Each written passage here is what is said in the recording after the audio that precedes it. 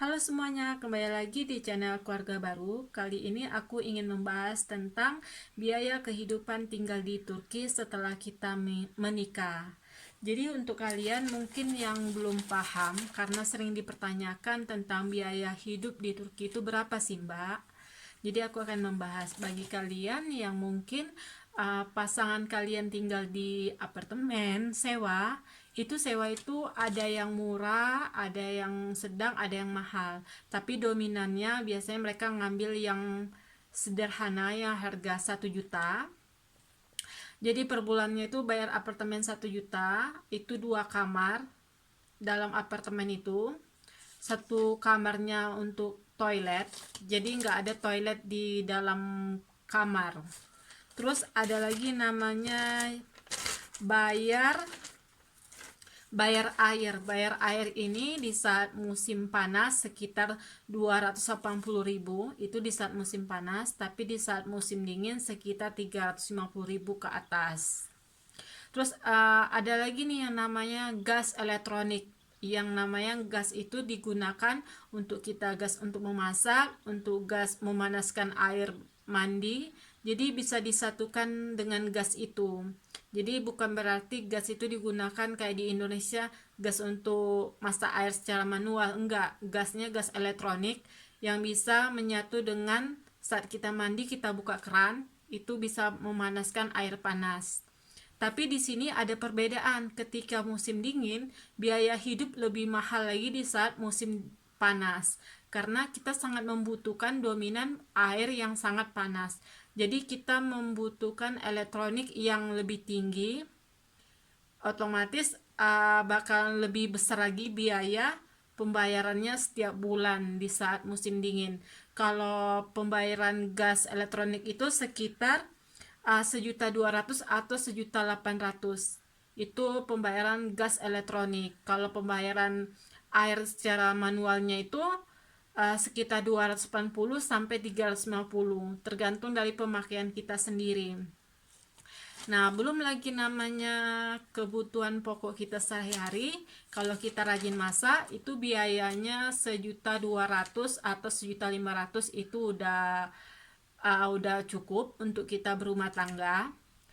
Kalau yang apa ya, tapi untuk kita sama suami aja belum. Kalau seandainya kalian sama keluarga besar atau dengan mertua lagi, tinggalnya lebih besar lagi biayanya. Terus ada lagi nih biaya apa lagi namanya ya, kalau kita makan di luar kita nggak bisa masak, itu sekitar 2 juta atau 3 juta. Kenapa bisa semahal itu? Sebab kalau kita makan di luar biayanya memang sangat mahal kalau kita makan di kafe di kota besar. Karena kalian tinggal di apartemen itu, kalian nggak bisa bercocok tanam atau tanam sesuatu untuk diri kalian, misalnya kayak cabe atau sayur-sayuran, nggak bisa. Apartemen itu cuma ada teras kecil untuk kalian duduk santai, jadi nggak ada halaman sama sekali atau tanah. Jadi di situ ada perbedaan antara kita punya rumah tersendiri, punya halaman rumah, jadi lebih besar biaya hidup ketika pasangan kita atau suami kita memiliki rumah sewa aja di apartemen, bukan rumah sendiri. Terus apa lagi ya? Kalau biaya 10 juta itu hidupnya sudah mencukupi tapi sederhana, nggak bisa kita terlalu royal. Uh, tapi kalau anggaran sekitar 15 juta pasangan kalian memiliki, itu cukup banget. Kalian bisa nabung, bisa mengirim uang untuk keluarga. Maksimalnya 15 juta itu udah cukup banget. Tapi kalau anggaran 10 juta pasangan kalian mengatakan gajinya segitu, itu hidupnya sederhana. Karena kebutuhan hidup itu di Turki sangat mahal, apalagi dalam segi pakaian elektronik. Kalau elektronik ini bisa sampai 3-4 kali lipat harganya daripada di Indonesia. Jadi segala hal di Turki itu biaya hidupnya sangat mahal, walaupun misalnya kebutuhan pokok agak murah di Turki. Kalau sayuran buah-buahan, tapi dalam segi hal yang lain mahal banget.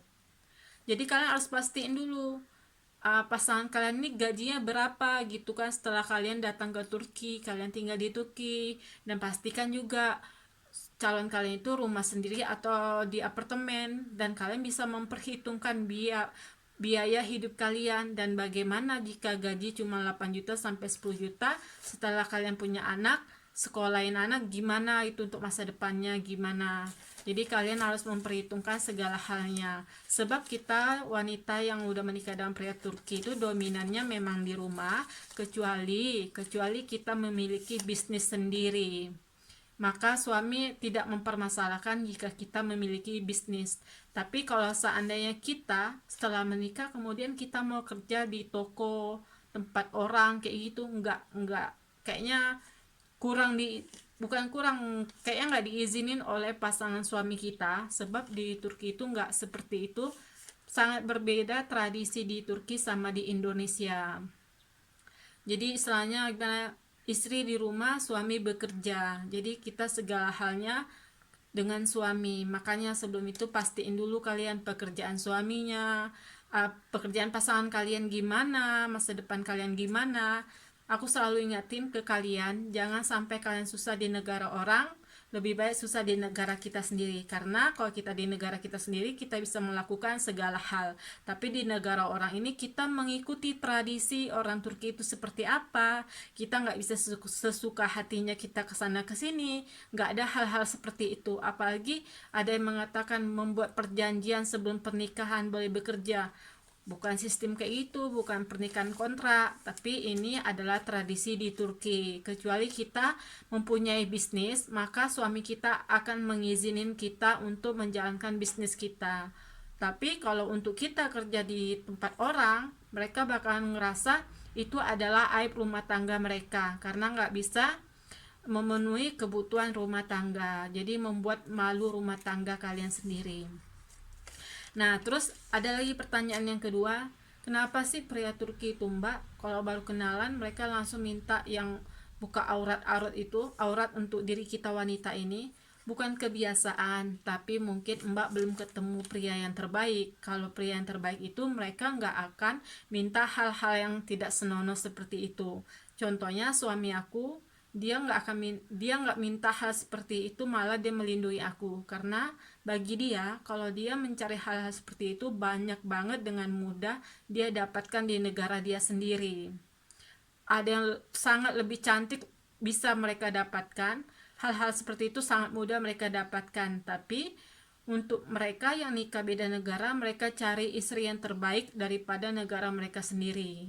Kalau kalian gampangan kalian memberikan apa yang mereka minta, tentu mereka dominannya mustahil bakal nikahin kalian, karena mereka bakal berpikir selanjutnya berbulan-bulan, kalau yang ini dengan mudah, kenapa aku harus ngeluarin uang yang besar untuk menikah dengan wanita ini? Negara aku aja bisa aku dapatkan. Ya kan, istilahnya kayak gitu logikanya. Jadi untuk kalian, aku hanya sarankan saja, pastiin dulu pekerjaan calon kalian, tentang gaji ya, karena kebanyakan pria Turki ini orangnya ceplas-ceplos, terus terang apa adanya. Mereka pasti lebih memastiin gaji mereka, memberitahu kepada kalian, gaji aku cuma segini nih, cukup nggak ya kalau kita berumah tangga, cukup nggak ya. Mereka bakalan kasih tahu ke kalian berapa pendapatan mereka untuk kalian memperhitungkan, karena mereka juga ingin kalian tahu mau nggak kalian hidup dengan kami, dengan saya gitu kan istilahnya. Kalau kalian tinggal dengan mertua, kalian harus pastiin dulu mertua itu gimana dengan kalian, cocok nggak, kira-kira aman nggak kalian. Jangan sampai kalian dapat mertua yang tidak sesuai dengan yang kalian inginkan, yang bisa perhitungan. Lebih parahnya lagi kalau kalian dapat mertua yang perhitungan. Sebab aku punya nih teman yang cerita dengan teman aku, dia bilang suaminya itu kalau bekerja semua gajinya itu dikasih dengan oleh ibunya, jadi nggak ke istrinya cuma dapat sedikit, selebihnya dipegang oleh mertuanya, sebab mereka tinggal di rumah mertua. Jadi istri ini nggak bisa mendapat sama sekali uang full bertanggung jawab untuk uang suami, jadi orang tuanya itu yang megang semua gaji suaminya. Makanya kalian jangan mikirin gantengnya, tapi kalian pikirin masa depan kalian nanti gimana. Setelah menikah kalian butuh anak, kalian perlu anak juga kan? Bukan perlu sih, memanglah kewajiban kita. gimana kalau kita hamil, kita punya anak, masa depan anak gimana gitu kan. Kalian pikirin hal-hal itu semua, karena segala halnya kita tergantung pada suami kita. Jadi aku harap kalian dapat suami yang terbaik dan bisa bertanggung jawab untuk kalian, seperti bagaimana kedua orang tua kalian selalu bertanggung jawab untuk kalian dari kecil sampai besar, tanpa mengeluh apapun ketika kalian meminta sesuatu. Jadi pastinya orang tua kalian menginginkan suami kalian melakukan hal yang sama seperti ayah dan ibu kalian juga.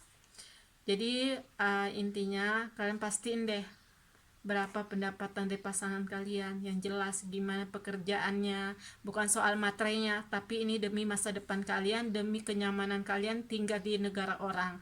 Karena nggak banyak negara luar itu orang luar bakal tinggal di Indonesia. Mau jadi apa mereka tinggal di Indonesia, kecuali mereka punya bakat memasak atau punya keahlian bidang kesenian atau apa, mungkin dia bisa hidup di negara kita. Tapi kalau nggak ada masa depan, nggak ada kehidupan, nggak ada kesenian, nggak ada pekerjaan yang jelas untuk diri dia, kesenian, mau jadi apa di sana dia? Nggak mungkin dia hanya menumpang hidup di kalian. Satu bulan 2 bulan dia bakal nyaman, 3 bulan 4 bulan bukan dia yang nggak akan nyaman, kalian yang nggak akan nyaman. Karena ada sebagian wanita Indonesia berharap pria Turki bakalan mau tinggal bersama dia dan menjalani bisnisnya yang kecil. Bukan soal itunya, pikirin ke depannya gimana nanti setelah menikah. Menikah itu untuk seumur hidup, bukan untuk 1 bulan 2 bulan 3 bulan. Kalian pikirin deh itu. Dan yang terakhir aku ingatin ke kalian, mungkin kalian pernah gagal. Justru kalian pernah gagal, kalian harus bangkit. Gimana caranya mendapat seseorang yang terbaik daripada masa lalu. Begitu. Jangan karena cinta hati lemah kalian langsung ingin menikah, ya kan? Kalian harus pintar-pintar sebagai wanita, jangan lemah hati karena cinta. Yang kata suami aku itu, kuatkan hati kalian untuk mencapai kebahagiaan. Itulah kunci untuk menjadi orang yang sukses, untuk masa depan yang terjamin. Oke, bye-bye. Semoga kalian suka video aku, bakalan aku buat yang selanjutnya lagi. Jangan lupa ya untuk kalian komen-komen apa yang kalian ingin tanyakan ke aku. Bye-bye.